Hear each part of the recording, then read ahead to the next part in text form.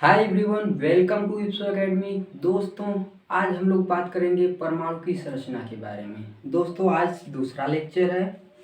पहला लेक्चर हम लोगों ने कंप्लीट कर दिया, लिंक डिस्क्रिप्शन में दे दिया गया है। पहले लेक्चर में हम लोगों ने जाना परमाणु की संरचना तथा उसमें उपस्थित इलेक्ट्रॉन, प्रोटॉन, न्यूट्रॉन की स्थिति। दोस्तों, आज हम लोग जानेंगे इलेक्ट्रॉन, प्रोटॉन तथा न्यूट्रॉन को किस तरह से किसी परमाणु में हम लोग काउंट करते हैं, ज्ञात करते हैं। तो दोस्तों, जैसा कि आप सबके सामने लिखा हुआ है, एक परमाणु का ये संकेत होता है। मान लीजिए किसी परमाणु को हम लोग यक्ष से निरूपित करते हैं, उसके लोअर लेफ्ट साइड में परमाणु का क्रमांक लिखा जाता है, जिसको अंग्रेजी में एटॉमिक नंबर कहा जाता है, तथा अपर राइट साइड में परमाणु का भार लिखा जाता है, जिसे एटॉमिक वेट कहते हैं। मान लीजिए एक परमाणु आप लोगों के सामने हाइड्रोजन लिखा हुआ है, जिसका लोअर लेफ्ट साइड में 1 लिखा हुआ है। इसका मतलब ये है कि ये परमाणु का क्रमांक है, तथा अपर राइट साइड में जो 1 लिखा हुआ है, ये परमाणु का भार दिया हुआ है।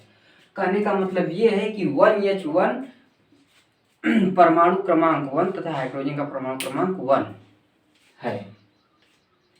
एक दूसरा उदाहरण हम लोग देखते हैं, He2He4, यानी ये हीलियम का संकेत हो गया, ये हीलियम परमाणु का क्रमांक हो गया, तथा ये हीलियम परमाणु का भार हो गया।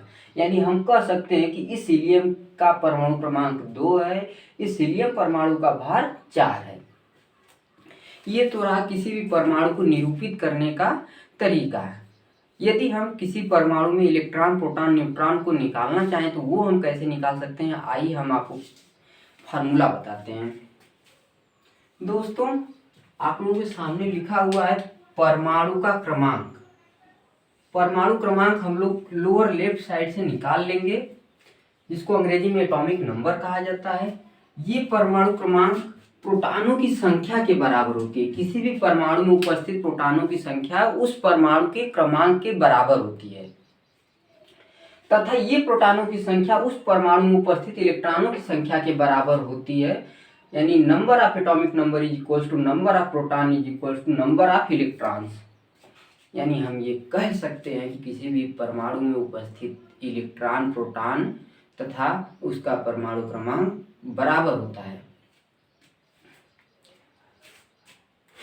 दोस्तों, यदि हमें परमाणु क्रमांक मिल जाए और परमाणु भार मिल जाए तो हम न्यूट्रॉनों की संख्या भी ज्ञात कर सकते हैं।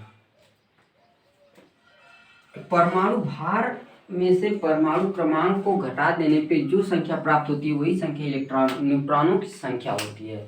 Atomic weight minus atomic number is equals to number of neutrons.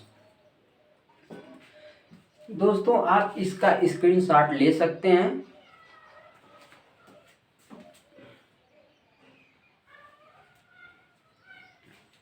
आशा करता हूं आप लोगों ने स्क्रीनशॉट ले लिया होगा।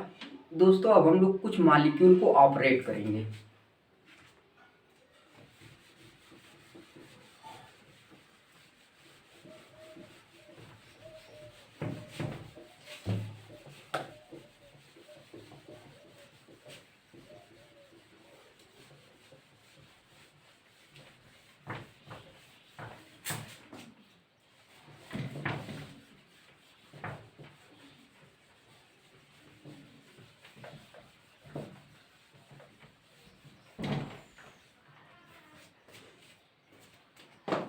चलिए,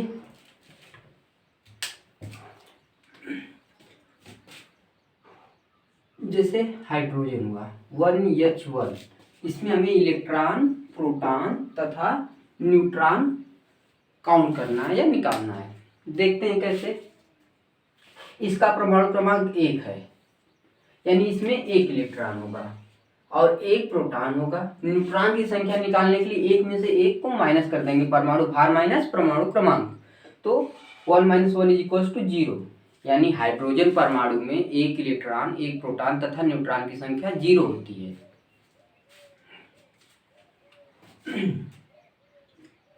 हीलियम परमाणु 2, 4, यहां से हमें इलेक्ट्रॉन मिल जाएंगे 2 प्रोटॉन तथा 2 न्यूट्रॉन। लिथियम की बात करते हैं,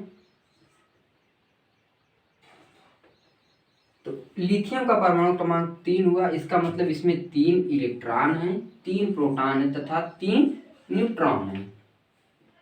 बेरिलियम की बात करते हैं। बेरिलियम परमाणु में 3 इलेक्ट्रॉन, 3 प्रोटॉन तथा बेरिलियम परमाणु में 5 इलेक्ट्रॉन, 5 प्रोटॉन तथा 5 न्यूट्रॉन पाए जाते हैं। इस तरह से दोस्तों हम लोग किसी भी परमाणु में इलेक्ट्रॉन, प्रोटॉन, न्यूट्रॉन की संख्या को काउंट करते हैं। अब हम आपको कुछ सवाल दे रहे हैं जो आप लोग नेक्स्ट सेशन में करके आएंगे।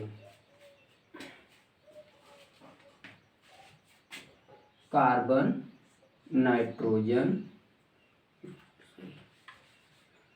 Carbon 6,12, carbon 6, 13, nitrogen 7, 15, oxygen 8,16।